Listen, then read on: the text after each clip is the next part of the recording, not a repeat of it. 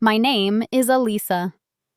I'm 27 years old and I'm standing at a bus stop in my graduation cap and gown with mascara running down my face as my parents' luxury car speeds past with my sister Brittany laughing in the back seat.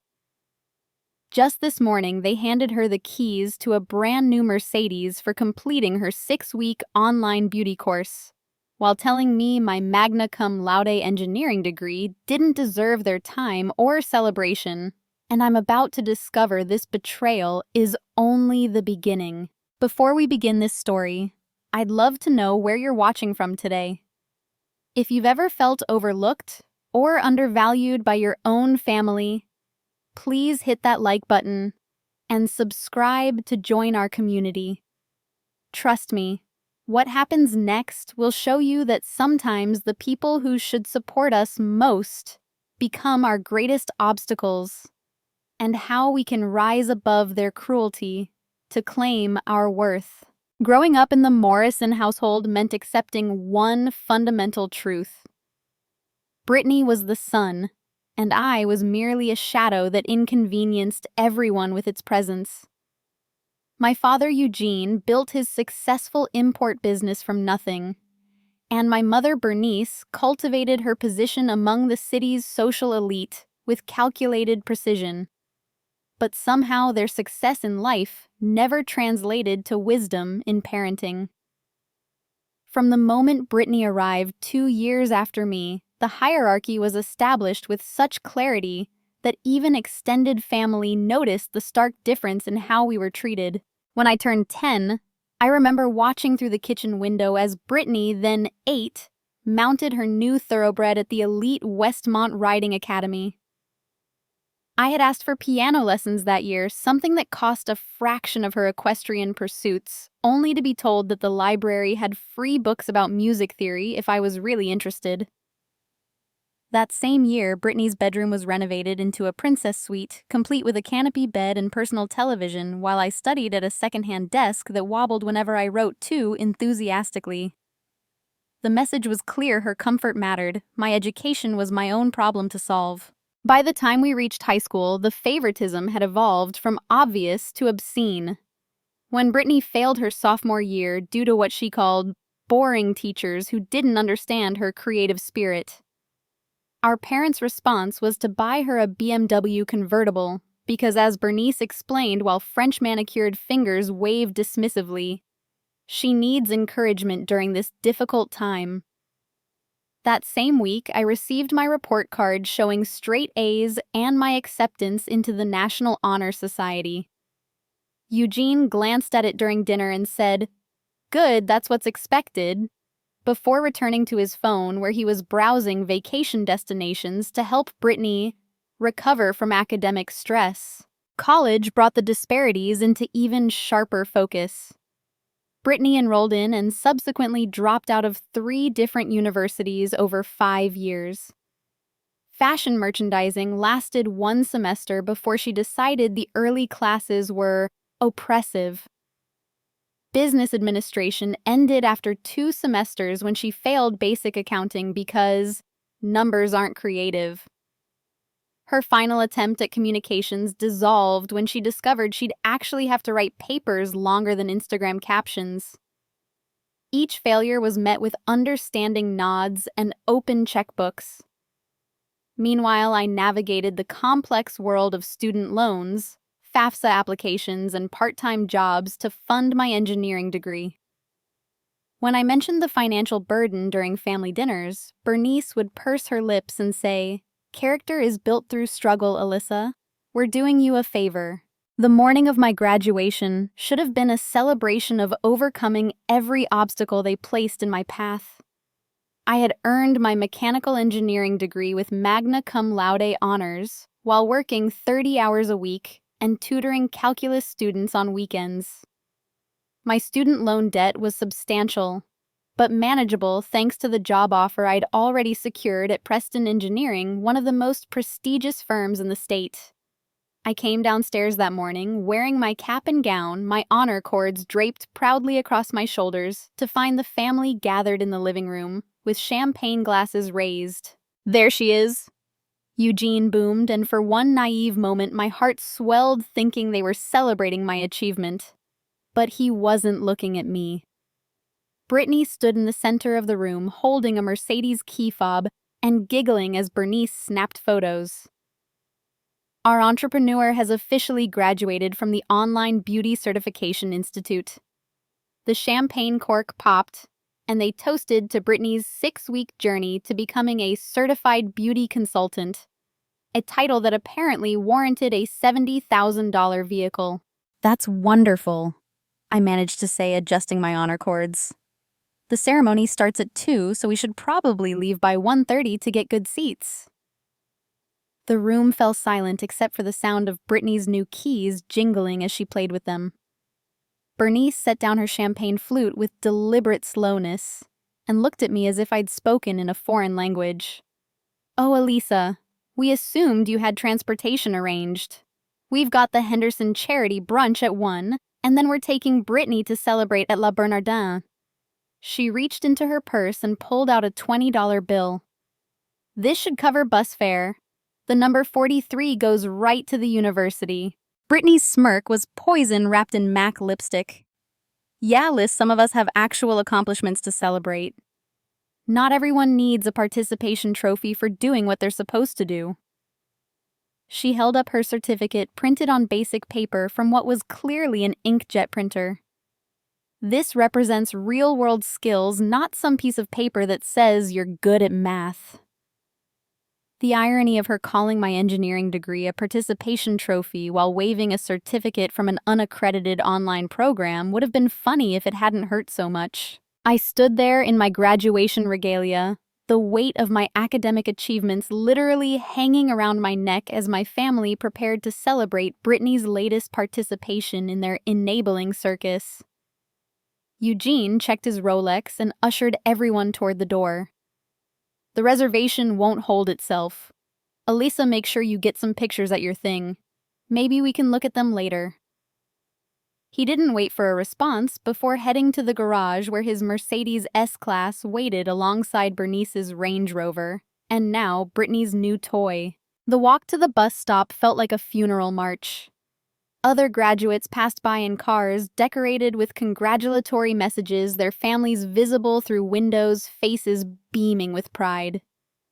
I stood at the grimy bus shelter in my cap and gown, watching happy families drive by, and tried not to let the tears fall.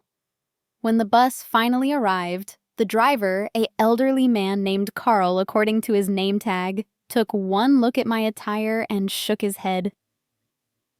"Graduation day and taking the bus.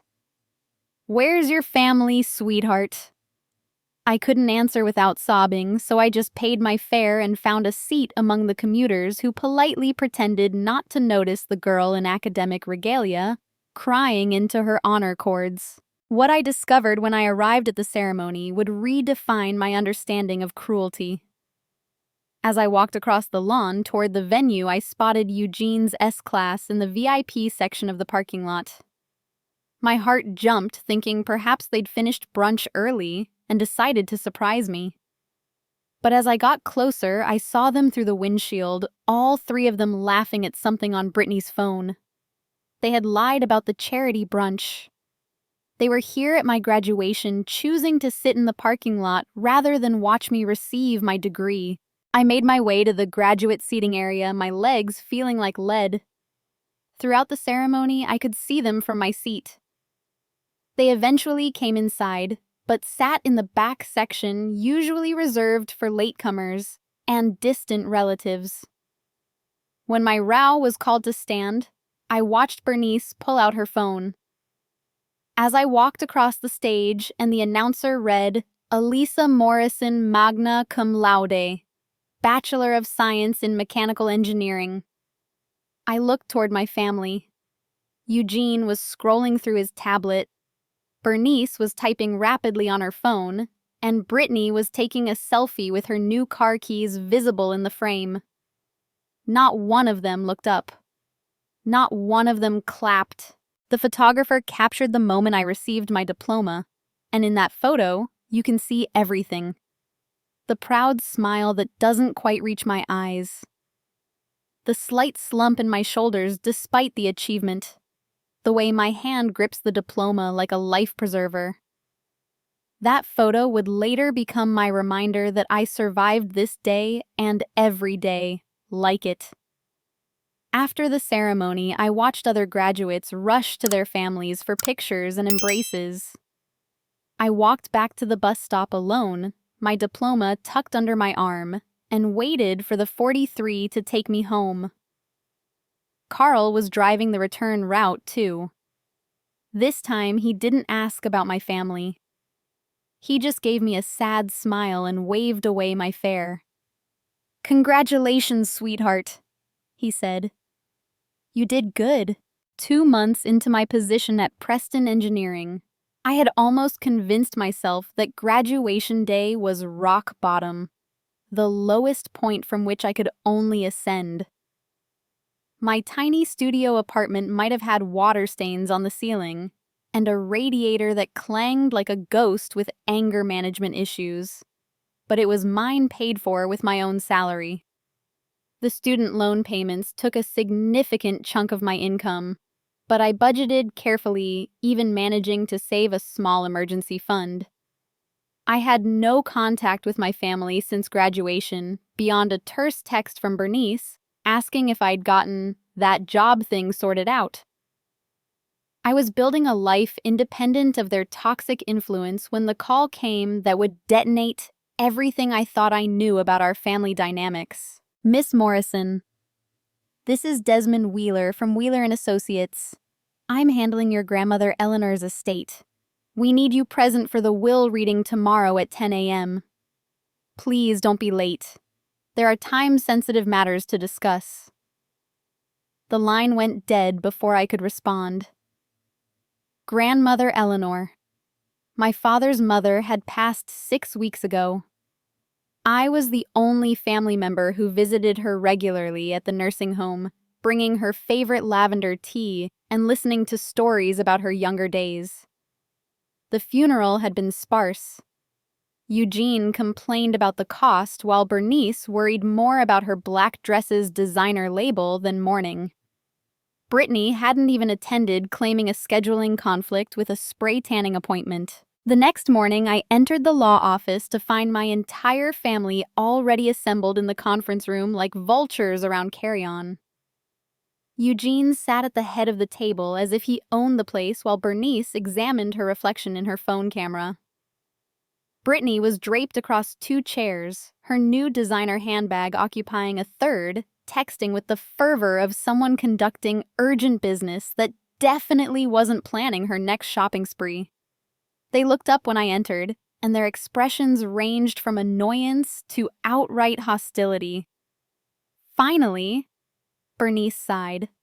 "Some of us have actual commitments today." Desmond Wheeler entered precisely at 10, carrying a manila folder that seemed too thin to contain anything significant. He was younger than I'd expected, perhaps early 40s, with the kind of perfectly styled hair that suggested expensive grooming habits.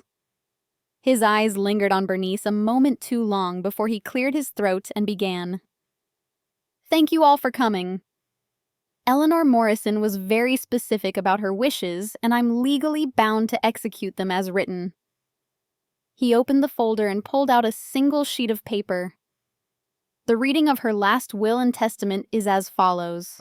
"To my son Eugene, I leave my collection of family photographs with the hope that someday he'll remember what family actually means beyond bank balances and social status.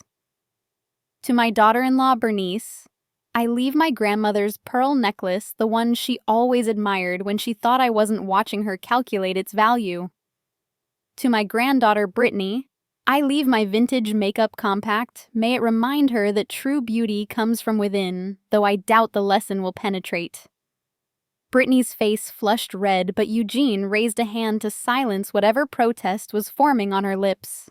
"And finally," Desmond continued, his voice taking on a different quality, "to my granddaughter Alyssa, the only family member who visited me without expecting anything in return, who held my hand through the frightening nights and laughed at my old stories even when hearing them for the 100th time, I leave the remainder of my estate." This includes my investment portfolio currently valued at $1.8 million, my vacation property in Asheville, North Carolina, my 1967 Mustang convertible, which she always admired, and all remaining personal effects not otherwise specified. Additionally, the life insurance policy of $500,000 names Elisa as sole beneficiary. The silence that followed could have suffocated a whale. I sat frozen, certain I had misheard or misunderstood. $2.3 million. Properties, investments. It was impossible. Grandmother Eleanor had lived so modestly in the nursing home, never giving any indication of significant wealth. I thought of all the times she'd pressed $20 bills into my hand for gas money when I visited, insisting it was too much for me to drive 40 minutes each way every weekend. Then the explosion came. Eugene slammed both fists on the conference table with such force that Bernice's water glass tipped over, spreading across the mahogany surface. This is fraud. She wasn't of sound mind. I'm her son. I have rights. His face had turned an alarming shade of purple that clashed with his expensive suit. Bernice's reaction was colder, but no less venomous. That manipulative little witch. She planned this all along, didn't she? Played the dutiful granddaughter to steal what rightfully belongs to us. Brittany's response was pure theater. She leaped from her chair, designer heels clicking on the hardwood as she rounded on me. You selfish cow. You knew Grandma had money, and you worked her like a mark. All those visits, all that fake concern, and for what? So you could rob your own family. Tears streamed down her face, but I noticed they didn't disturb her waterproof mascara. That money belongs to us. Daddy built the family business. Mommy maintains our reputation. I'm launching my beauty empire. What have you ever done except be a calculator with legs? Miss Morrison, Desmond interjected, addressing me while carefully avoiding looking at Bernice again. Your grandmother was very much of sound mind when she updated her will 6 months ago. She provided video testimony to prevent exactly this type of challenge. Would you like me to play it? I nodded, still unable to form words. He pulled out a tablet and positioned it where everyone could see. Grandmother Eleanor appeared on screen looking frailer than I remembered, but with eyes sharp as surgical instruments. If you're watching this, it means I'm gone and Eugene is probably purple with rage. Her recorded voice began, and despite everything, I almost smiled. Let me be clear, I am of sound mind, body, and spirit. I've been tested by 3 separate physicians to ensure this will cannot be contested on grounds of mental incompetence. Eugene, you're my son, and I love you, but you've become everything your father and I tried to teach you not to be. Bernice, you married my son for his money and status, and you've turned him into something I don't recognize. Brittany, you've been handed everything and valued nothing. The video continued as Grandmother Eleanor looked directly into the camera. Alyssa is the only one who ever saw me as a person rather than a potential inheritance. She spent every Saturday with me for 3 years, not knowing I had anything to give except my time and stories. She held my hand through medical procedures, decorated my room for holidays, and never once asked for anything. She earned her education through hard work, while the rest of you threw money at problems. She has character integrity and kindness qualities that seem to have skipped the rest of you entirely. This inheritance isn't a gift. It's justice. The video ended and Desmond began gathering his papers. The will is ironclad. I supervised its creation personally. Any attempts to contest it will be met with the full force of the law, and per Eleanor's instructions will result in the forfeit of the small bequests left to the contesters. He stood pausing to let his fingers brush Bernice's shoulder in a gesture that was definitely not professional. Miss Morrison, Elisa, please stay so we can discuss the transfer details. The rest of you may go. What followed was a scene from a low-budget horror film where the monsters wore designer clothes. Eugene swept everything off the section of table in front of him, sending papers flying like corporate snow. This isn't over. I'll hire every lawyer in the state. You're not my daughter anymore. You're nothing. You hear me? Nothing. Bernice's approach was more subtle but more chilling. She glided over to me, leaned down, and whispered, "You've made a terrible mistake. We made you, and we can destroy you. Watch your back." Brittany's exit was the most dramatic naturally. She grabbed her purse and shrieked, "I hope you choke on every dollar. I hope it turns to ash in your hands. You're dead to me. Dead." After they stormed out, Desmond's professional mask slipped. "I've been doing this for 15 years, and that was one of the worst reactions I've seen. Your grandmother warned me they'd take it badly, but that was something else." He pulled out a thick folder. "She left detailed instructions for the transfer. She also left you this letter to be opened only after the others had gone."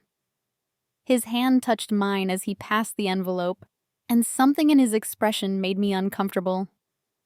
"If you need anything at all during this process, please don't hesitate to call me, day or night." I waited until I was home to open Grandmother Eleanor's letter. Her handwriting, shaky but determined, filled 3 pages. She explained that she'd built her wealth quietly through decades of smart investing, never telling Eugene, because she watched him become materialistic and cruel. She'd tested each family member over the years, dropping hints about feeling forgotten, mentioning fictional financial troubles, seeing who would care without incentive. Only I had continued visiting, continued caring. The letter ended with a warning.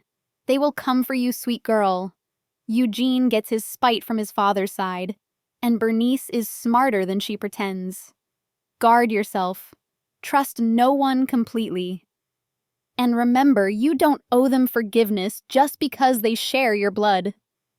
Sometimes family is just the first enemy we meet." That night the calls began. 47 from Eugene, each voicemail more threatening than the last. 63 from Brittany, alternating between sobbing manipulation and venomous rage. Bernice left only one message, but it was the one that chilled me most. "Alyssa, dear, let's discuss this like civilized people. I'm sure we can come to an arrangement that benefits everyone. Call me back or I'll have to explore other options to help you see reason. You know I always get what I want." The next morning, I arrived at work to find Eugene's car in the visitor's lot. Through the glass doors of Preston Engineering, I could see him in the lobby, gesticulating wildly while talking to our receptionist, Anne-Marie. I ducked around to the employee entrance, but it was too late. By lunch, everyone knew that my father had spent an hour claiming I was having a mental breakdown, that I'd stolen money from my elderly grandmother, that I needed intervention before I hurt myself or others. My supervisor, Elton, called me into his office that afternoon. "Alyssa, I don't believe a word of what that man said, but I need to know if this family situation is going to affect your work here." I assured him it wouldn't, but we both knew that was optimistic at best. As I left his office, I passed Anne-Marie's desk. She gave me a sympathetic look. "Your dad's intense. He kept asking when you take lunch what car you drive, where you park. I didn't tell him anything, but he seemed really upset." I thanked her, but something in her expression bothered me. It was too calculated, as if she was gauging my reaction. That evening, I discovered I was right to be suspicious. I'd stopped at the grocery store after work, and when I returned to my car, there was a note under the windshield wiper. "I can help you. Your friend Carissa told me where to find you. Meet me at the coffee shop on 5th tomorrow at noon. Come alone." It wasn't signed, but I recognized Brittany's handwriting from years of forged absence notes. My blood ran cold. Carissa, my best friend since 7th grade, the one person I'd confided in about the inheritance, had already betrayed me. I confronted Carissa that night at her apartment. She couldn't meet my eyes as she admitted the truth. Brittany offered me $5,000 just to tell her your schedule and where you shop. I'm behind on rent, Elisa. I didn't think it would hurt anything. It's not like I told her any secrets. The fact that she didn't see selling my safety as a betrayal told me everything I needed to know about our friendship. I left without another word, deleting her number from my phone as I walked to my car. But the worst was yet to come. Saturday morning, I went to check on my car to find "Selfish Witch" spray painted across the hood in neon pink. The security footage, which my apartment complex grudgingly allowed me to view after I threatened to call the police, showed Diego, Brittany's boyfriend of the month, doing the deed, while she stood watch, occasionally pointing to ensure he didn't miss any spots. The security guard, an elderly man who'd always been friendly, shrugged when I asked why he hadn't called the police. Looked like a domestic dispute. Not my place to get involved. I filed a police report, but the officer who took my statement seemed more interested in the inheritance situation than the vandalism. So you recently came into a lot of money, and your family's upset about it. These things usually work themselves out. Maybe you could share a little, smooth things over. When I insisted on pressing charges, he sighed and said they'd investigate, but his tone suggested my case would be buried under more important matters. That night, I sat in my vandalized car looking at the damage that would cost me money I needed for other things, and realized Grandmother Eleanor's warning had been understated. They weren't just coming for me. They were already here, circling like sharks who'd scented blood in the water. The inheritance that should have been my path to freedom had become a target on my back, and every person I'd trusted was potentially for sale to the highest bidder. The war for my grandmother's justice had begun, and I was outmaneuvered, and utterly alone. Monday morning arrived with the kind of persistent rain that Seattle would envy, and I should have taken it as an omen. My car, still bearing the ghostly shadows of removed spray paint, looked like a wounded animal in the employee parking lot. I'd spent Sunday scrubbing and repainting, but the damage went deeper than the metal. It was a constant reminder that my family's reach extended everywhere, and nowhere was safe. The first sign that my workplace had become a battlefield appeared in my email inbox. 17 messages marked urgent from HR, all concerning anonymous complaints about my erratic behavior and emotional instability. Each complaint was more elaborate than the last, describing incidents that never happened with a creativity that would make fiction writers envious. According to these reports, I'd been crying in bathroom stalls, muttering to myself in hallways, and showing signs of severe psychological distress that concerned my coworkers. Elton called me into his office before I'd even finished my coffee. He looked uncomfortable, fidgeting with a pen while avoiding eye contact. "Elisa, I need to be direct with you. These complaints, they're serious. HR is pressuring me to put you on administrative leave pending a psychological evaluation." He finally met my eyes, and I saw genuine concern mixed with bureaucratic exhaustion. "I don't believe them. Your work has been exemplary, and I've never seen any behavior that matches these reports. But I can't ignore 17 formal complaints. They're all anonymous," I pointed out, trying to keep my voice steady despite the rage building in my chest. "Doesn't that seem suspicious? 17 complaints appearing overnight, all anonymous, all after my family discovered I inherited money they wanted." Elton nodded slowly, but I could see the weight of corporate protocol pressing down on him. "I agree, it's suspicious, but anonymous complaints are protected under company policy. My hands are tied unless we can prove malicious intent." I returned to my desk feeling like a boxer who'd taken too many hits but couldn't find the referee to call the fight. My computer booted up normally, but when I tried to open my project files, nothing happened. File after file showed the same error: corrupted data. 3 months of work on the Henderson Bridge project gone.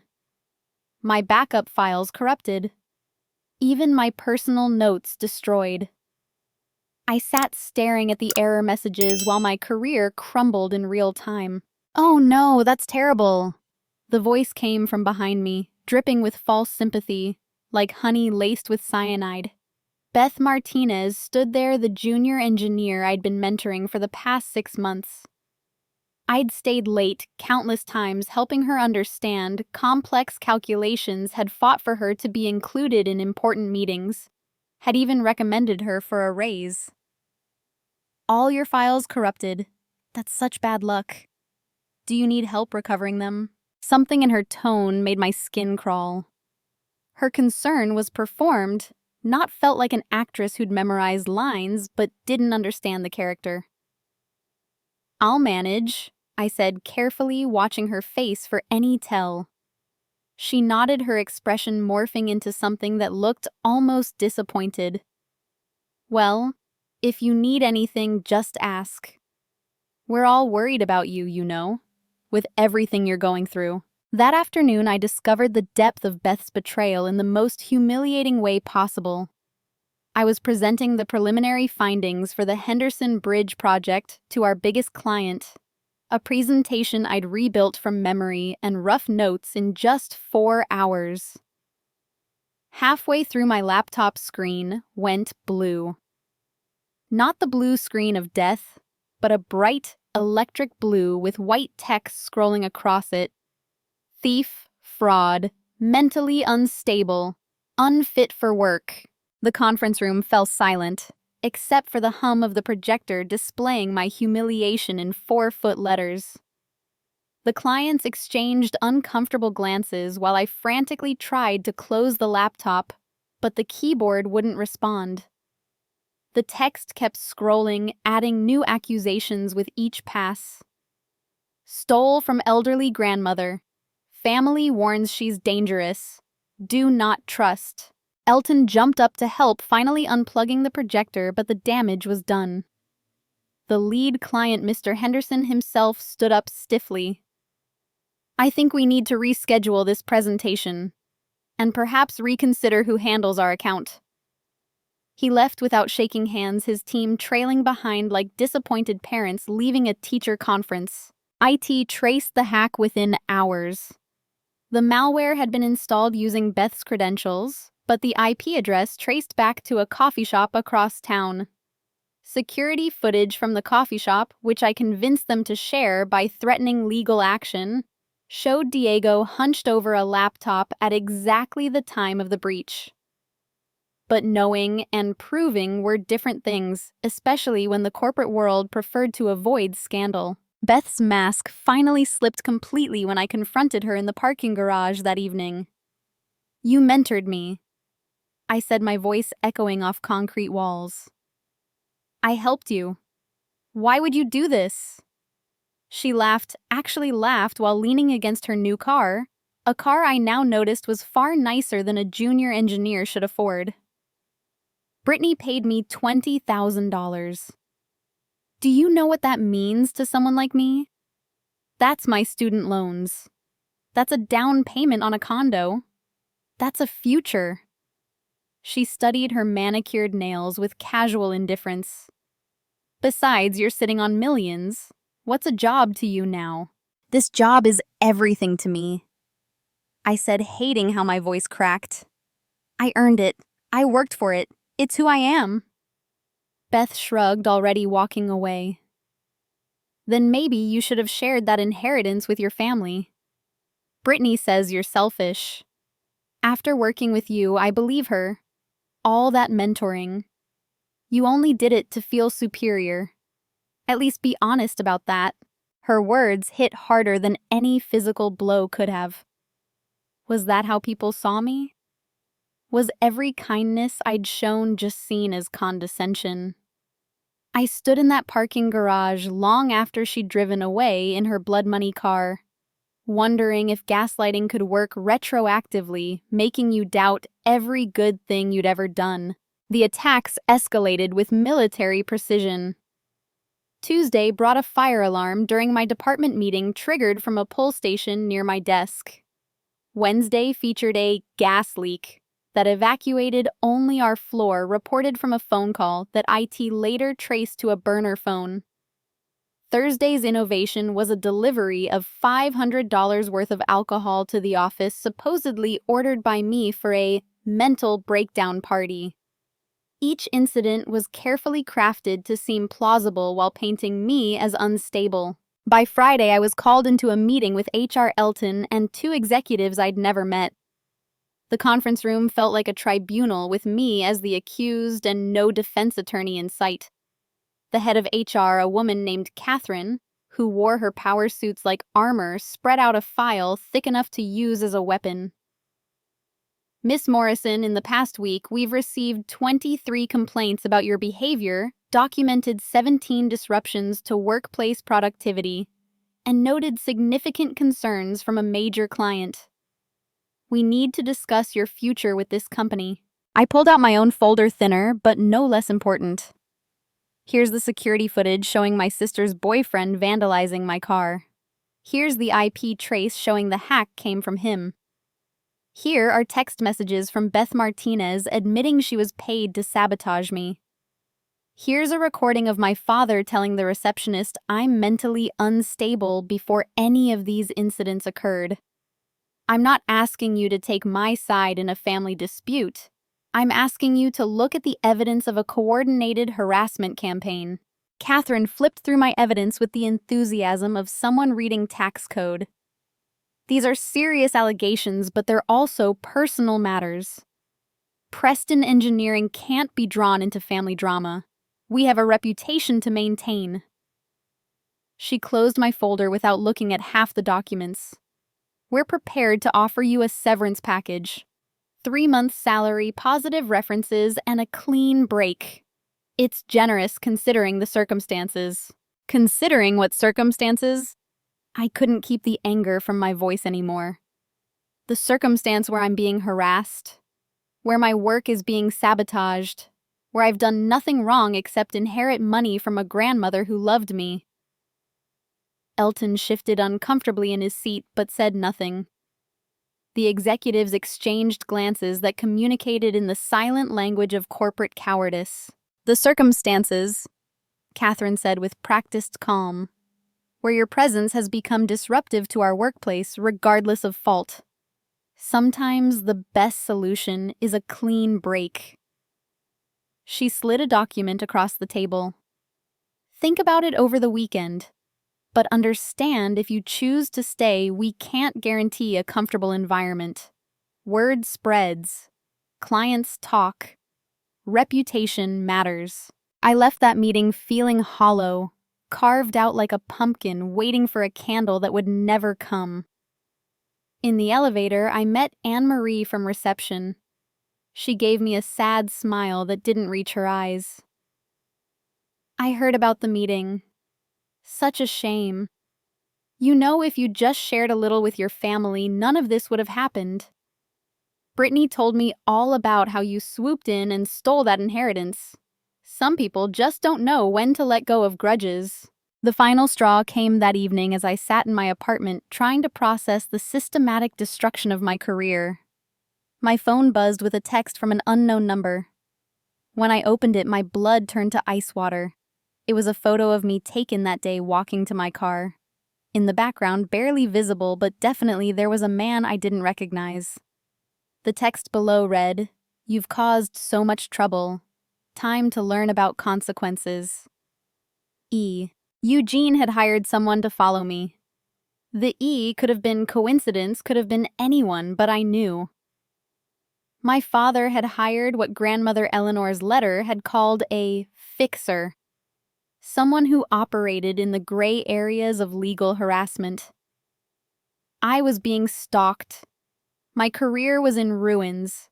and every person I'd trusted had sold me out for a price that probably seemed like a fortune to them, but was pocket change to my family's vindictive budget. I spent that night awake, doors locked, and lights on, jumping at every sound in the hallway. Preston Engineering had been my dream job, the culmination of everything I'd worked for. Now it was just another casualty in my family's war against me. The inheritance that should have secured my future had instead destroyed my present, and I was running out of places to hide from their reaching tentacles of spite. But as dawn broke through my dirty windows, painting shadows on walls that had heard too many tears, something shifted inside me. They'd taken my job, my reputation, my sense of security. They'd turned colleagues into enemies and friends into spies. But they'd also made a crucial mistake. They'd pushed me past the point of trying to salvage relationships that were already dead. Grandmother Eleanor hadn't just left me money. She'd left me a warning and a choice. I could keep trying to appease people who would never love me, or I could fight back with the resources she'd given me to build a life they couldn't touch. Monday, I decided, would be different. If they wanted war, I'd give them strategy. If they wanted to play dirty, I'd learn the rules of mud wrestling. The good girl who took the bus to graduation was dead. In her place stood someone who understood that sometimes the only way to win against people without conscience is to stop pretending you need their approval. The battle for my career was lost, but the war for my freedom was just beginning. The Starbucks on Morrison Street had witnessed many life-changing conversations, but none quite like mine that Monday morning. I sat across from Diana Chen, the private investigator recommended by the only lawyer who'd take my calls after word spread about my instability. Diana looked nothing like the PIs in movies, no trench coat or fedora, just a sharp-eyed woman in her 40s wearing a cardigan that had seen better decades and carrying a laptop covered in cat stickers. "So your family's trying to destroy your life because Grandma loved you more," she summarized after I'd spent 40 minutes detailing the nightmare. "Happens more than you'd think. Family money brings out the worst in people. The question is, how far do you want to take this?" She pulled up a document on her laptop. "I can do basic background checks, find some dirt, maybe get enough to make them back off. Or," she paused, studying me over her coffee cup, "we can go full investigation, financial records, personal histories, the works. But that door swings both ways. Once you know things, you can't unknow them." I thought about the photo of me being followed, about Beth's betrayal, about my father's purple face as he destroyed my inheritance day. Full investigation. I want to know everything. Diana smiled, and it wasn't entirely pleasant. "Good choice. Give me a week. And Elisa, start documenting everything. Every interaction, every threat, every suspicious coincidence. Build your own file. You're going to need it." While Diana worked her investigative magic, I took a different approach to my forced leave from Preston Engineering. Instead of wallowing, I started researching.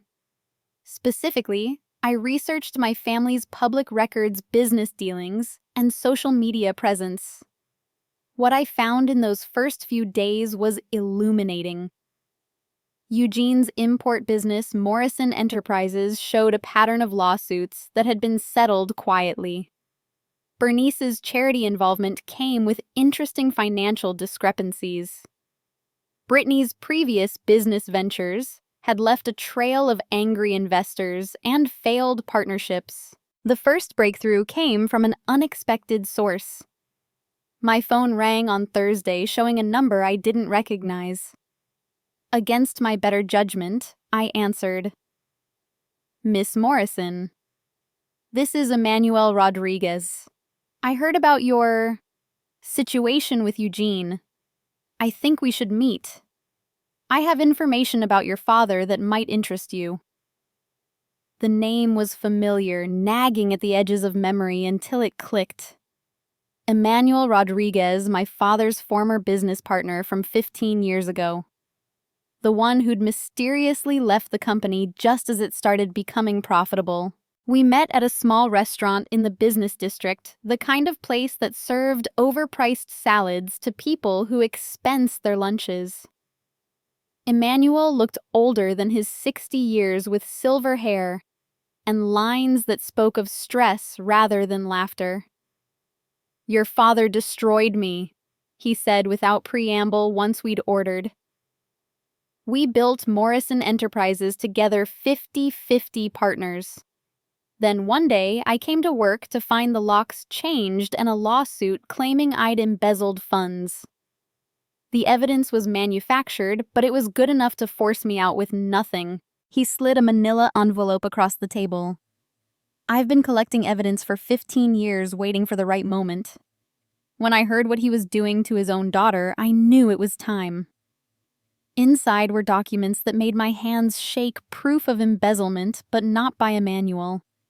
Eugene had been skimming from his own company for years, hiding it through shell corporations and fake invoices.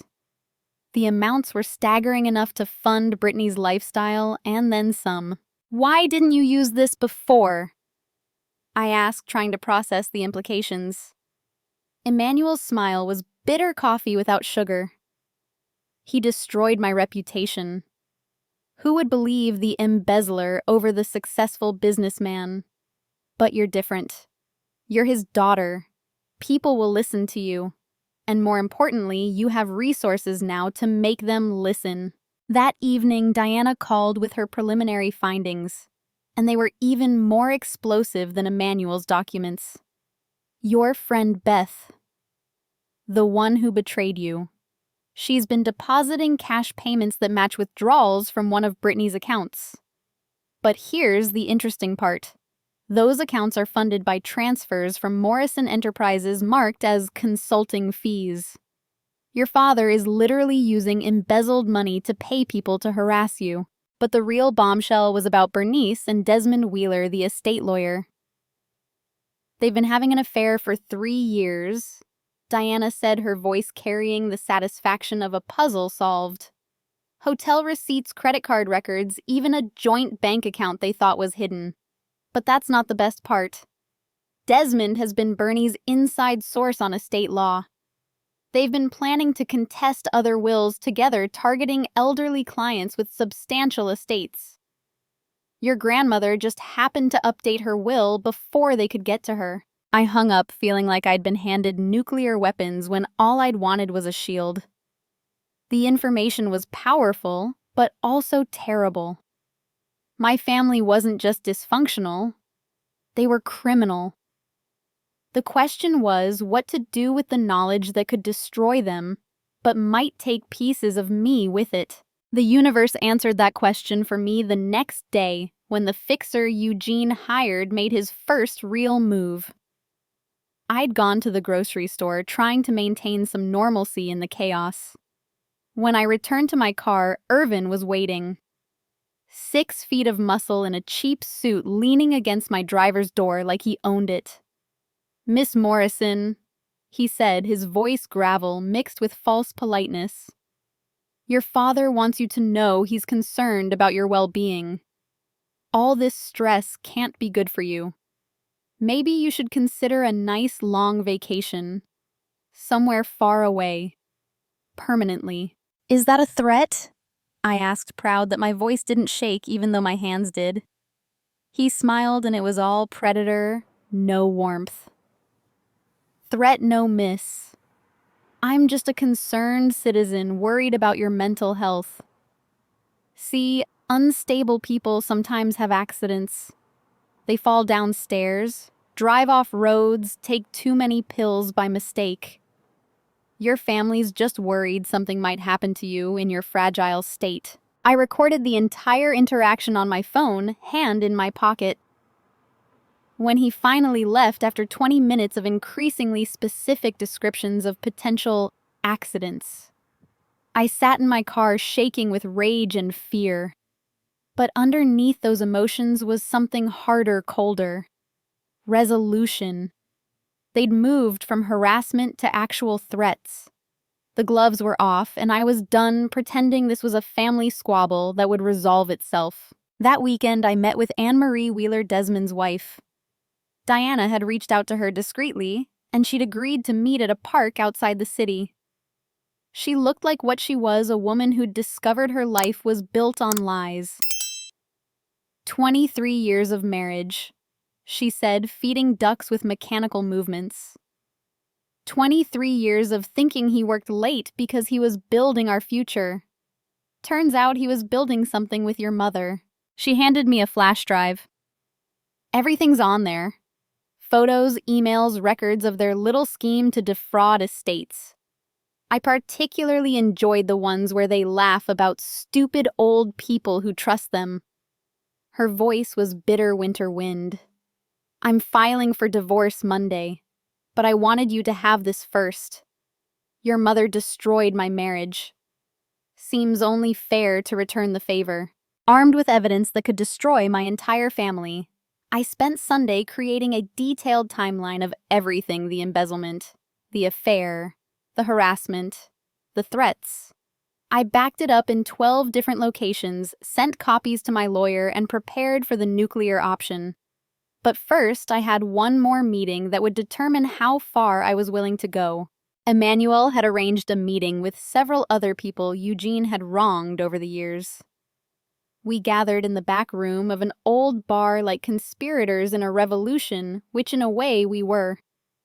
There was Margaret Chen, whose small business Eugene had crushed through predatory practices. Robert Barnes, who'd lost his life savings in one of Eugene's investment opportunities. Sarah Williams, whose husband had committed suicide after Eugene destroyed his career over a perceived slight. He's hurt all of us, Emmanuel said, standing at the head of the table like a general addressing troops. But we've never had someone with the resources and standing to fight back. Alyssa, you could be that person. We'll support you, provide testimony, share evidence. But you need to understand, if you do this, there's no going back. Eugene Morrison doesn't forgive, and he doesn't forget. I looked around the table at faces marked by my father's cruelty, lives derailed by his greed, dreams crushed under his ambition. These people had suffered in silence for years, waiting for justice that never came. He's already trying to destroy me, I said. At least this way I'm not alone. And maybe we can stop him from doing this to anyone else. That night I stood in my apartment looking at the evidence spread across my dining table. Corporate fraud, adultery, conspiracy to defraud estates, hiring people to stalk and threaten me. I had enough to destroy them all, to bring down the House of Morrison in a spectacular collapse. The good daughter in me, the one who took the bus to graduation hoping for crumbs of approval, whispered that I should try one more time to make peace. But that girl was dead, buried under the weight of their cruelty. I picked up my phone and called my lawyer. File the restraining orders tomorrow, all of them, and contact the FBI about the embezzlement. It's time they learned that actions have consequences. As I hung up, I thought about Grandmother Eleanor's warning about family being the first enemy we meet. She was wrong about one thing: they weren't my family anymore. They were just obstacles between me and the life I deserved. The war was about to begin in earnest, and I was no longer fighting alone. Emmanuel's network, Diana's investigation, Anne-Marie's evidence, and my grandmother's resources had transformed me from victim to warrior. They'd created their own worst enemy, someone with nothing left to lose and everything to prove. Monday would bring lawyers, law enforcement, and the beginning of their end. The girl who cried at the bus stop was gone. In her place stood someone who understood that sometimes the only way to stop a bully is to hit back harder than they ever expected. The video arrived at 2:43 a.m. on Tuesday, ensuring maximum psychological damage. My phone buzzed insistently on the nightstand, the notification sound I'd assigned to unknown numbers. Half asleep, I opened the message and my world tilted off its axis. There was Nathan, my boyfriend of 2 years, the man who'd held me through the graduation humiliation, who'd promised we'd build a life together away from my toxic family. And there was Brittany, her body intertwined with his, in her apartment, both clearly aware of the camera recording their betrayal. The message that followed was simple. I can take everything from you. Everything. Drop the FBI investigation or this goes viral. You have 1 hour. B. I sat in the darkness of my bedroom, nausea rising like floodwater, watching the man I loved betray me with the sister who'd made destroying me her full-time job. The timestamp showed yesterday afternoon while I'd been filing police reports and protecting myself from their harassment. Nathan had been in her bed. I called him immediately, my hands shaking so badly it took 3 tries to hit his contact. He answered on the 5th ring, his voice thick with sleep and guilt. Elisa, it's late, I saw the video. I cut him off, my voice surprisingly steady for someone whose heart was being fed through a shredder. Just tell me why. The silence stretched like pulled taffy before he spoke. She offered me $10,000. I need the money, Elisa. My student loans, my car payment. I'm drowning. And it's not like we were married or anything. Each word was another nail in the coffin of everything I thought we'd built. Besides, you're rich now. You don't understand what it's like for the rest of us anymore. I was never about the money, I whispered, but he'd already hung up. The boy who'd brought me soup when I was sick, who'd celebrated my engineering degree with drugstore champagne because we couldn't afford better, had sold our relationship for what amounted to pocket change in my new financial reality. But worse than his betrayal was the realization that Brittany had been right. She could take everything from me, and she was systematically doing exactly that. I didn't drop the FBI investigation. Instead, I forwarded the video to my lawyer with a note, add sexual blackmail and revenge porn to the charges. Then I threw up until my stomach was empty and my throat burned with acid and betrayal. The sun hadn't fully risen when the next assault began. FBI agents arrived at Morrison Enterprises at 7 a.m. with warrants and boxes ready to dissect 15 years of financial records. By 8, Eugene's lawyer was calling my phone, which I'd wisely turned off. By 9, Bernice was at my apartment building's entrance screaming into the intercom system about ungrateful daughters and family loyalty, while residents tried to squeeze past her designer-clad meltdown. Diana called at 10 with an update that explained the morning's frenzy. The FBI moved fast. They've frozen Morrison Enterprises' accounts pending investigation. Your father can't access any of the company money, which means... She paused for effect. He can't pay anyone to harass you anymore. Beth, Carissa, all the anonymous complainants, they're all about to discover their paydays have dried up. But if I thought financial pressure would make them retreat, I'd underestimated their capacity for vindictiveness. The lawsuit avalanche began at noon. First came the formal contesting of the will filed by all 3 of them, jointly claiming undue influence, mental incapacity, and fraud. Then individual suits. Eugene suing for defamation regarding the embezzlement allegations. Bernice suing for emotional distress. Brittany suing for harassment, despite being the one doing the harassing. Each lawsuit was designed to drain my resources and energy death by 1,000 legal cuts. My lawyer, Harrison Jeffries, reviewed the filings with the expression of someone who'd bitten into a lemon, thinking it was an orange. They're throwing everything at the wall to see what sticks. None of these have merit, but defending against them will be expensive and time-consuming. They're trying to bleed you dry financially and emotionally. He adjusted his glasses, a nervous habit I'd noticed in our previous meetings. There's something else. Desmond Wheeler has filed a motion to freeze your grandmother's estate, pending the will contest. If granted, you won't be able to access any of the inheritance until this is resolved. The walls were closing in from every direction. My job was gone. My relationship destroyed my inheritance, locked away behind legal barriers, and my family circling like vultures who'd learned to use lawyers as talons. But the day's cruelties weren't finished. Irvin Eugene's fixer had apparently decided that legal harassment wasn't moving fast enough. I discovered this when I tried to leave my apartment for a meeting with Emmanuel's support group. My car wouldn't start, which wasn't unusual for a vehicle that had survived graduate school poverty. But when I popped the hood, I found the source of the problem: cut battery cables and a note tucked into the engine compartment. Accidents happen. This is your last warning. I photographed everything before calling the police, adding to my ever-growing evidence file. The officer who responded was the same one who'd taken my vandalism report weeks earlier. Officer Murphy looked at the damage with the enthusiasm of someone filing paperwork for a paper cut. Could be random vandalism, he suggested, despite the note clearly indicating otherwise. Lot of crime in this neighborhood. My apartment was in one of the safest areas of the city, but I didn't waste energy arguing. I simply added his badge number to my list of people who'd failed to protect me when it mattered. By evening, I was exhausted beyond description, running on rage fumes and stubbornness.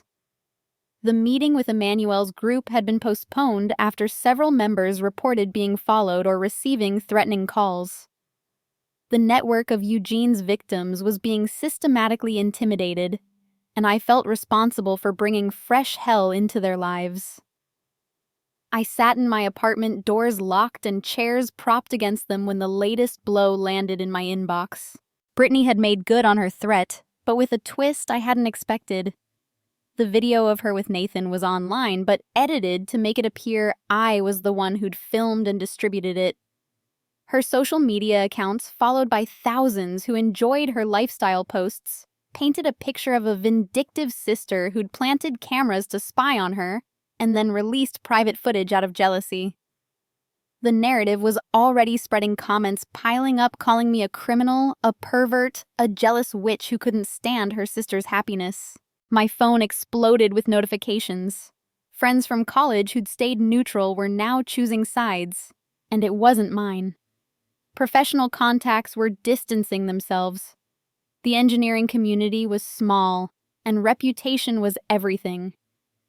Even with the truth on my side, the court of public opinion had already reached a verdict. Harrison called within the hour. She's claiming you installed hidden cameras in her apartment.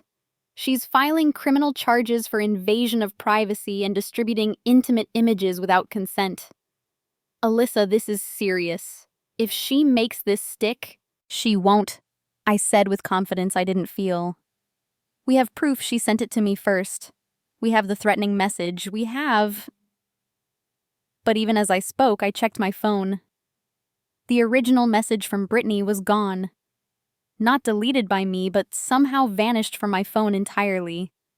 The only evidence of the video's origin had disappeared, leaving only her edited version painting me as the villain. Diego, Diana said when I called her in panic. Remember, he's good with computers. He probably installed remote access malware when he hacked your laptop at work. He could delete messages, files, anything. We need to get your devices to a forensics expert immediately. But we both knew it might be too late. In the digital age, evidence could vanish with a keystroke, and truth could be overwritten by whoever controlled the narrative. That night, as I lay in bed, afraid to sleep and too exhausted to stay awake, I finally understood the full scope of their plan. This wasn't just about money anymore. This was about complete annihilation. They wanted me broken, penniless, imprisoned, and insane. Every support system I had was being systematically destroyed. Every avenue of escape blocked, every small victory turned into a larger defeat. But understanding their strategy also revealed its weakness. They were so focused on destroying me that they'd become reckless. Eugene's embezzlement was now federal investigation territory. Bernice's affair and estate fraud were documented and distributed.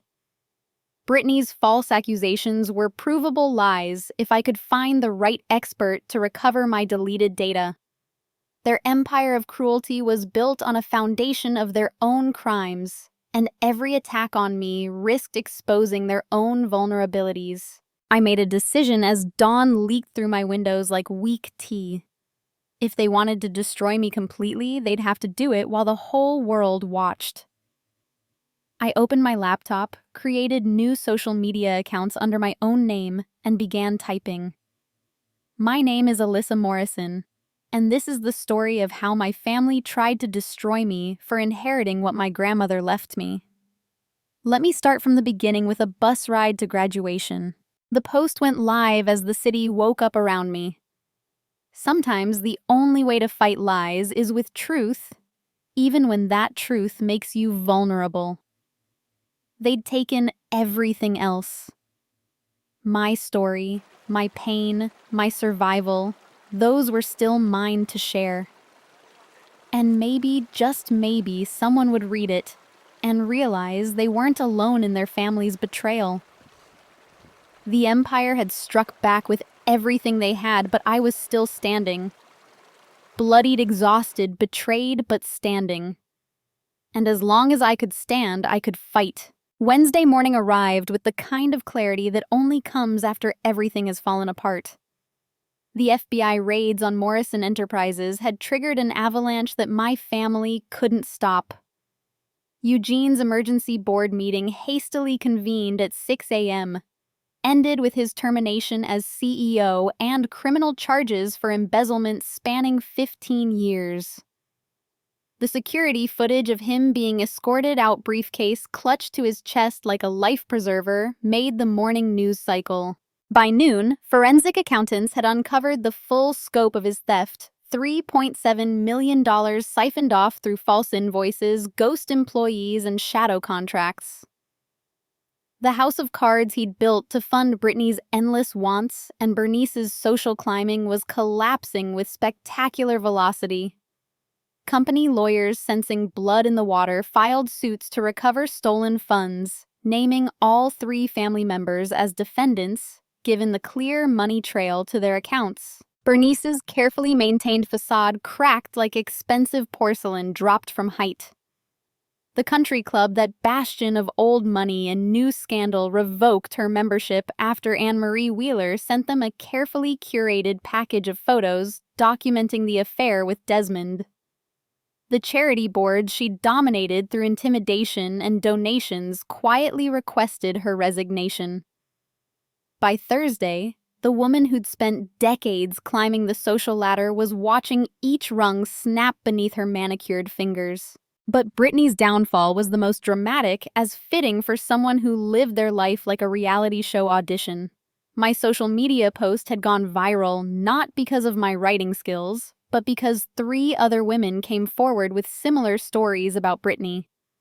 She'd blackmailed a college roommate with intimate photos. She'd destroyed a cousin's engagement by seducing the groom.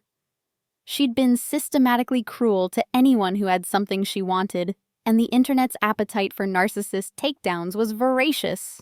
The arrest happened at the upscale mall where Brittany was attempting to maintain normalcy through retail therapy. Security footage leaked by an employee who'd suffered her verbal abuse showed police approaching her at the makeup counter.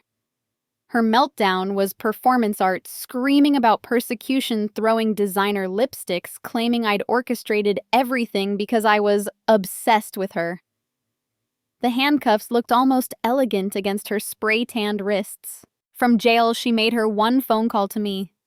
I answered because closure comes in unexpected packages. "You've ruined everything," she sobbed for once, sounding genuinely broken instead of performatively dramatic. "Daddy's going to prison. Mom's having a breakdown. I'm facing charges. Are you happy now? Is this what you wanted?" I wanted to be left alone, I said, surprising myself with the steadiness of my voice. I wanted to graduate without taking the bus. I wanted to grieve grandmother without being attacked. I wanted to live my life without constant harassment. You did this. All of it. Every consequence you're facing is one you earned. I'm your sister, she whispered, as if that word still held magic, as if it could erase the attempted destruction of my entire existence. Family forgives. No, I said, finally understanding what grandmother Eleanor had tried to teach me. Family doesn't do what you did in the first place. Forgiveness isn't owed to people who show no remorse, only regret at being caught. Goodbye, Brittany. The trials began in rapid succession. Eugene's was first a federal case that moved with surprising speed. He sat at the defendant's table looking smaller than I'd ever seen him, his expensive suit hanging loose on a frame that had shrunk with stress. When he took the stand, he tried to spin a tale of family pressure and business difficulties, but the evidence was overwhelming. Spreadsheets, bank records, and testimonies from Emmanuel and others painted a picture of systematic greed and callous destruction of anyone in his way. His sentence, 8 years federal prison restitution of all stolen funds and lifetime ban from serving as a corporate officer. As they led him away, he looked at me once. The purple rage was gone, replaced by something I'd never seen in his eyes before defeat. The man who'd made me take the bus to graduation because I wasn't worth celebrating was taking a different kind of transportation to a place where his money and connections meant nothing. Bernice's trial was a smaller affair, but no less satisfying for those she'd wronged. The estate fraud charges brought by 3 families whose elderly relatives had been cheated resulted in her law license being permanently revoked and a 2-year sentence suspended to probation with restitution requirements. Desmond Wheeler, her co-conspirator and paramour, received the same sentence, plus a spectacular divorce that left him living in a studio apartment and driving a 15-year-old Honda. Brittany pleaded guilty to cyber harassment, criminal threatening, and conspiracy charges. Her lawyer paid for with the last of the money she'd hidden from investigators negotiated 18 months in minimum security. The judge, a woman who'd clearly seen too many entitled defendants, added 500 hours of community service, specifically helping cyberbullying victims. The irony wasn't lost on anyone, least of all Brittany, who sobbed through the sentencing like a child who'd finally heard the word no. Diego, her accomplice and muscle, got 2 years for his various crimes, including the attempted vehicular assault. During his allocution, he revealed that Brittany had promised him $100,000 from my eventual inheritance money. She was certain she'd get once they'd driven me to suicide or insanity. The casualness with which he discussed their plan to destroy me completely chilled everyone in the courtroom. With the legal battles winding down, I finally gained full access to grandmother Eleanor's inheritance. The irony was palpable, sitting in Desmond Wheeler's former office while his replacement handled the transfer. $2.3 million properties and investments, all protected by grandmother's ironclad will that had started this war. But the money felt different now, heavier with the knowledge of what it had cost in ways that had nothing to do with dollars. The Asheville property was a revelation. Grandmother had never mentioned it during our Saturday visits, and I understood why when I arrived. It wasn't just a vacation home, but a fully equipped retreat, complete with art studio, library, and gardens designed for peace. She'd left a letter in the desk drawer. My dear Elisa, if you're reading this, then they showed their true colors. This place was my sanctuary when your grandfather's family tried to break me. Now it's yours. Build a life that makes you happy, not one that pleases others. The only approval that matters is your own. I spent weeks at the house processing everything that had happened. Therapy helped, but solitude helped more. I painted terrible landscapes, read books without purpose, and slowly remembered who I was before the war began. Friends reached out, some apologizing for believing the lies, others offering support that felt genuine rather than transactional. I was selective about who I let back into my life, understanding now that trust was earned in increments, not given wholesale. Preston Engineering reached out through Elton, offering my job back with a promotion and formal apology. I declined. The company that had been ready to sacrifice me to avoid drama wasn't one I wanted to build my future with. Instead, I started consulting independently, choosing clients and projects that aligned with my values. The freedom was intoxicating after years of seeking approval from institutions that valued reputation over truth. The scholarship fund I established with part of the inheritance was named after grandmother Eleanor. It specifically helped students from toxic families pursue STEM degrees, providing not just money, but mentoring and emotional support. The first recipient, a young woman whose parents had stolen her college savings, sent me a letter that made every legal battle worth fighting. You showed me that surviving family betrayal is possible, that success is the best revenge. Thank you for proving we don't have to become them to beat them. A year passed. Eugene started sending letters from prison, all unopened, all returned. Bernice moved to a small apartment in a neighborhood she once would have sneered at, working as a paralegal for a firm that didn't know her history. Brittany emerged from jail quieter, working at a nonprofit for cyber harassment victims as part of her plea deal.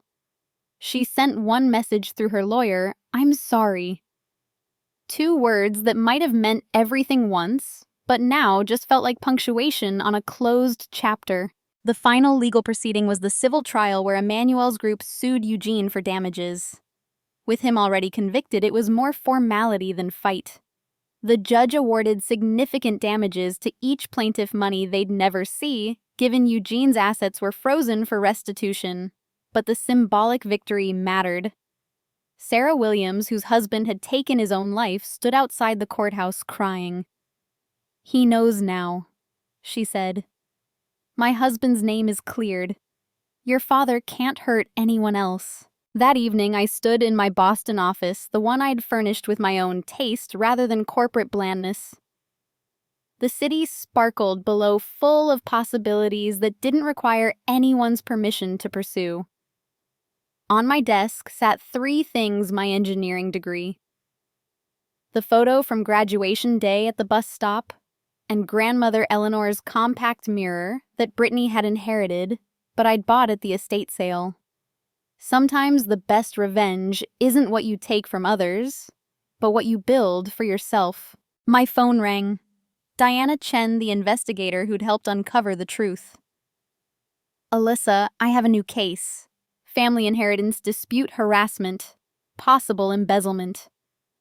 The client mentioned you specifically said your story gave her courage to fight back. Interested in consulting, helping others navigate what you survived." I looked at the graduation photo, at the girl standing alone in her cap and gown, tears still visible on her cheeks.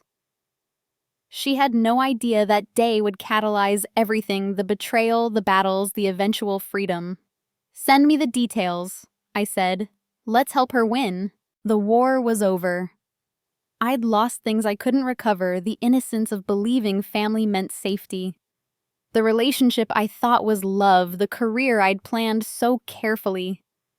But I'd gained more freedom from seeking approval that would never come: understanding of my own strength and the ability to help others escape similar situations.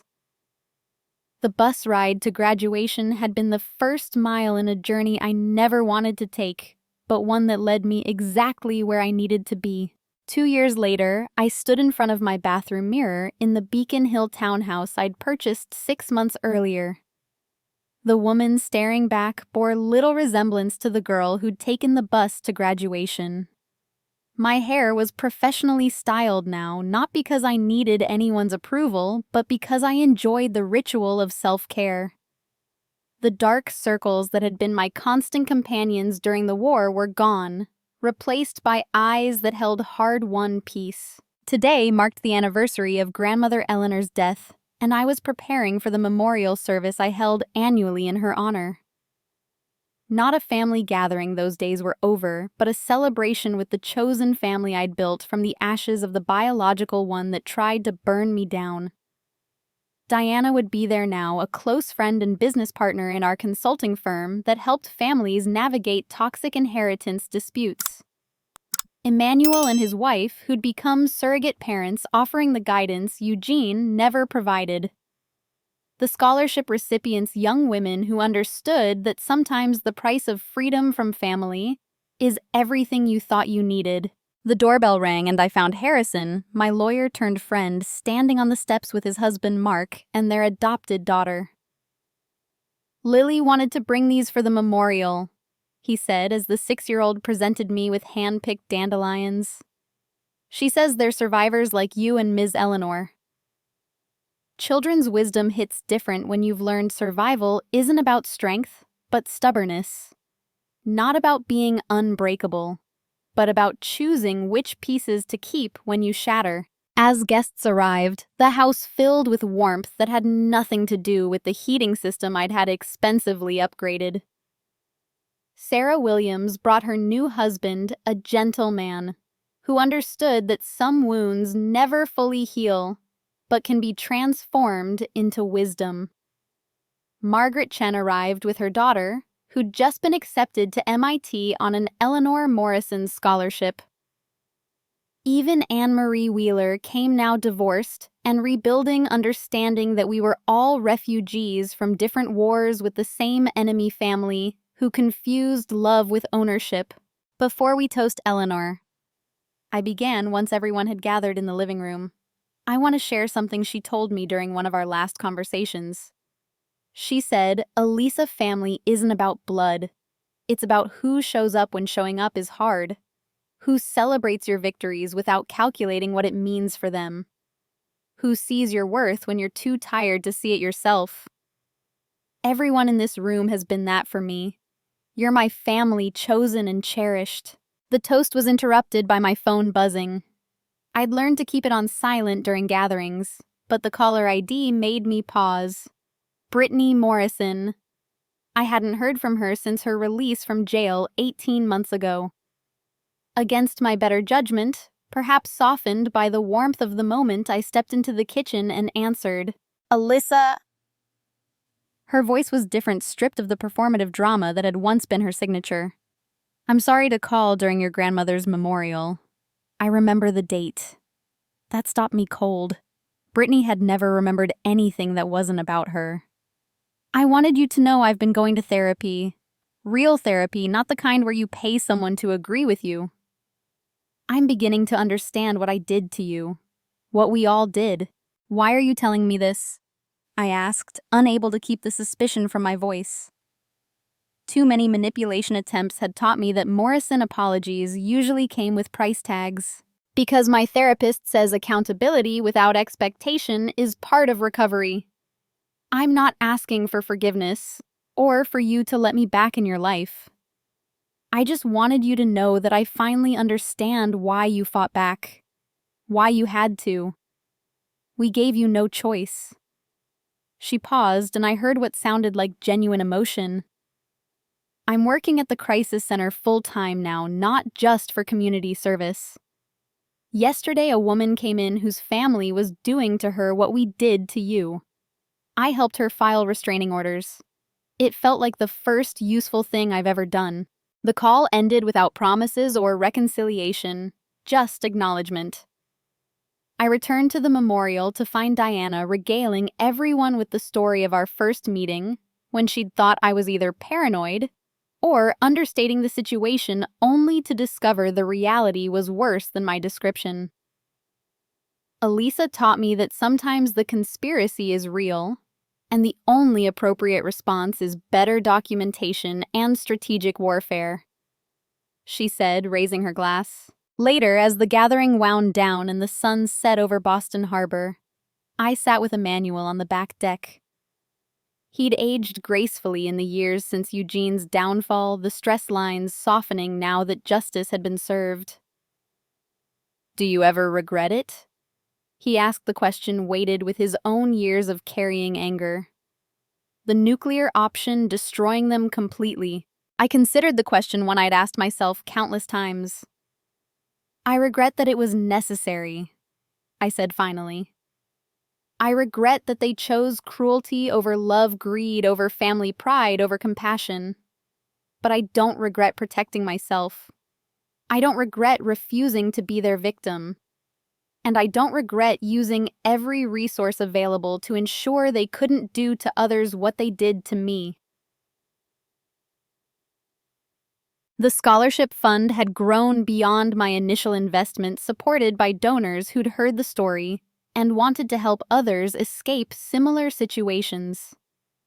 We'd helped 53 students so far, each one proving that cycles of abuse could be broken with the right support. The consulting firm Diana and I ran had mediated dozens of family disputes, sometimes achieving reconciliation, but more often helping victims escape with their assets and sanity intact. The work was heavy but necessary. Each success a small victory against the systems that enable family abuse.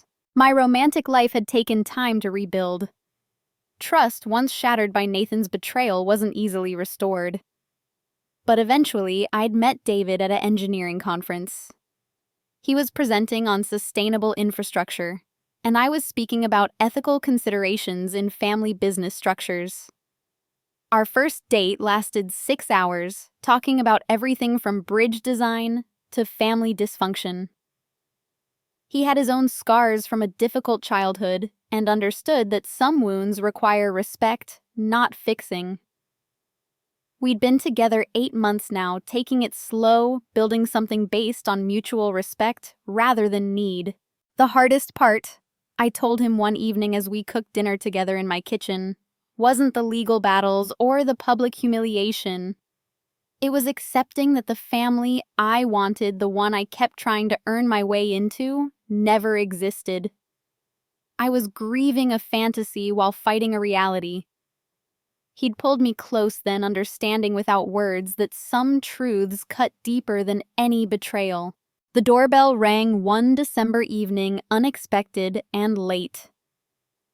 Through the peephole, I saw a sight that stopped my heart.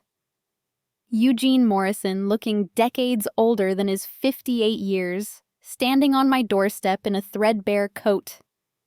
Prison had carved away his arrogance, leaving someone I barely recognized. Every instinct screamed to leave the door locked, but curiosity won. I opened it but didn't invite him in. "Alyssa," he said, and even my name sounded different in his mouth, weighted with something that might have been regret. "I know I have no right to be here. I just wanted to see you once, to say that I understand now what we took from you. Not just the graduation day or the support you deserved, but the chance to have a father who saw your worth without a price tag attached." "What do you want?" I asked, my hand on the door, ready to close it at the first sign of manipulation. "Nothing," he said, and the words seemed to surprise him. "I want nothing from you. I've lost everything that mattered to me, and I'm only now realizing none of it actually mattered. I just wanted you to know that in the ruins of everything, I finally see what Mother saw in you. You're the only Morrison who inherited anything valuable from her integrity." He left without asking for anything, disappearing into the Boston night like a ghost of wars past. I locked the door and called Diana, needing to process the encounter with someone who understood the complexity of broken family dynamics. We talked for an hour, dissecting motivations and possibilities, but ultimately concluding that his epiphany, genuine or not, changed nothing. Redemption was his journey to take alone. I had no obligation to be part of it. The truth I'd learned through pain and courts and therapists was simpler than the self-help books suggested. Sometimes love isn't enough. Sometimes blood creates obligation without bond. Sometimes the greatest act of self-love is walking away from people who share your DNA, but not your values. Grandmother Eleanor had known this, had tried to teach me gently before circumstances forced the lesson through harsher methods. Now, standing in the home I'd bought with her gift, surrounded by people who'd chosen to love me without condition or calculation, I understood her final message. The inheritance had never been about money. It had been about freedom, the chance to discover who I was without the weight of others' expectations. The bus ride to graduation wasn't abandonment. It was the universe preparing me for a journey I had to take alone before I could choose who to travel with. I looked at the photo on my mantle, Grandmother Eleanor and me, at the nursing home, both smiling over tea and stories. "Thank you," I whispered to her memory, "for seeing me when no one else did, for giving me the tools to build instead of just survive, for teaching me that family is a choice, not an obligation." The woman who'd loved me without agenda had given me more than money.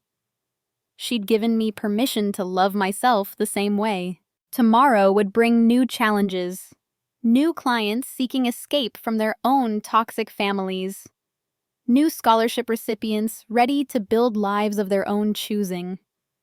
But tonight, in this home filled with chosen family and hard-won peace, I was exactly where I needed to be.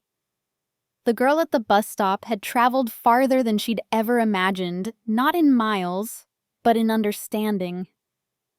And the view from here, built on foundations of my own making, was worth every battle fought to reach it. Thank you for joining me on this journey from that lonely bus stop to where I stand today. If you're watching this and seeing your own story reflected in mine, know that you're not alone. Family betrayal cuts deep because it comes from those who should protect us. But survival is possible, and thriving is the ultimate response to their cruelty.